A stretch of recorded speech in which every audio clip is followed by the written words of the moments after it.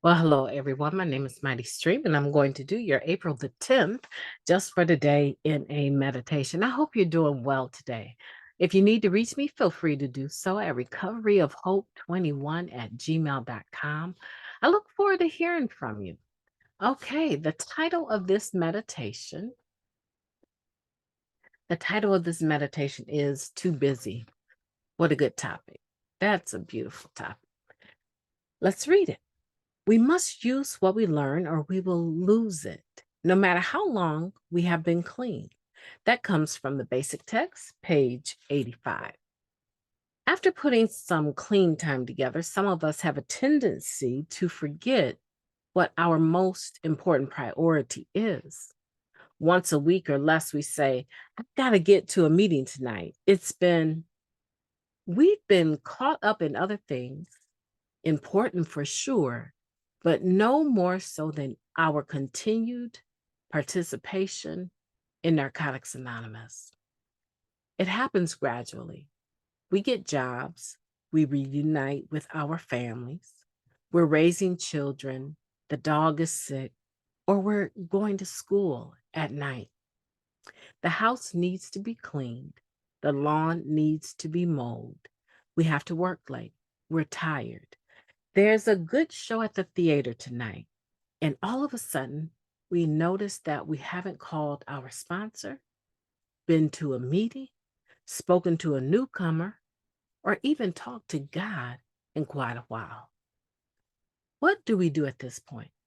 Well, we either renew our commitment to our recovery or we continue being too busy to recover until something happens and our lives become unmanageable. Quite a choice. Our best bet is to put more of our energy into maintaining the foundation of recovery on which our lives are built. That foundation makes everything else possible, and it will surely crumble if we get too busy with everything else. Just for today, I can't afford to be too busy to recover. I will do something today that sustains my recovery. Let's go ahead and take a moment of silence, followed by the we version of Serenity Prayer. Moment of silence now, please.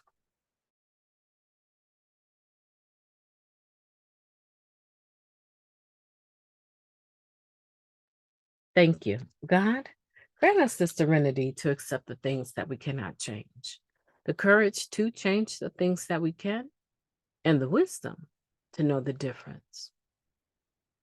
Just for today, please and thank you. I know for me, being too busy is a given. There's so much in that second paragraph. There's so much that I can identify with about needing to do this, needing to do that, raising children. The list goes on and on and on and on. But the truth of the matter is that for me, none of that would be a part of my too busy agenda if I did not have the foundation that I have of recovery. I'm committed to my recovery. And one of the things that I do, some people love it, some people like it, some people hate it, some people fluctuate between loving it and liking the podcast. One of the things that I do is I make sure every day I do at least 2 meditations, sometimes more, that follows the suit of my personal belief and faith, right? So sometimes more. But as far as recovery related, I make sure I do at least 2. And because I'm an individual that is not able to make a lot of in-person meetings, even though I make them, I have a home group that I do service work with every Monday. And I do service on the international in a marathon meeting weekly. So I'm covered on the service part of it. But there is something about doing these meditations, knowing that through the course of the day, at least 70 other people are going to join me and listen to the meditation. I am enjoying fellowship before they even listen to the podcast. It is doing something for me, more so than the convenience of being able to be in your car on the way to work and hear the meditation. Then you make the meeting in the evening. The topic comes up of the just for today, and you've already covered it because you've listened to the meditation. This keeps me grounded. It helps me to make sure that my foundation of recovery is intact. And then there are those women that I'm in touch with regularly. All of them somewhere in the 31 to 38 years clean bracket. And I look to them for guidance, and they're there. My sponsor is in that bracket.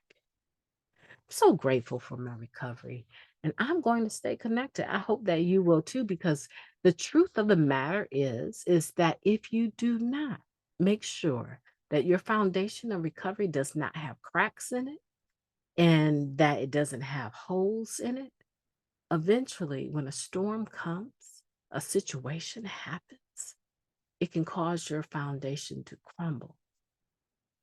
And it will leave a person standing there wondering, after all these years of being in recovery, how did I lose it? How did I lose it?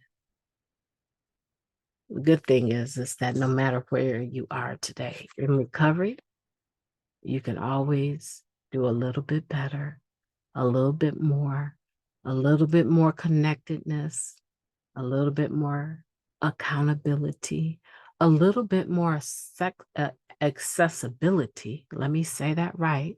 Being accessible to newcomers and people that are in your network, taking phone calls when you just really know you don't have longer than 5 minutes to even have a conversation. But it does something for a person when they reach out and someone actually picks up the call. I had a lady that I grew up with. We went to school, and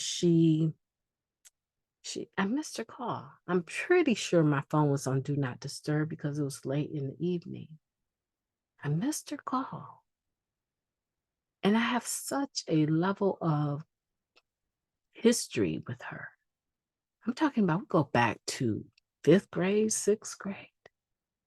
There was no way, as exhausted as I was, that I was going to not return her call.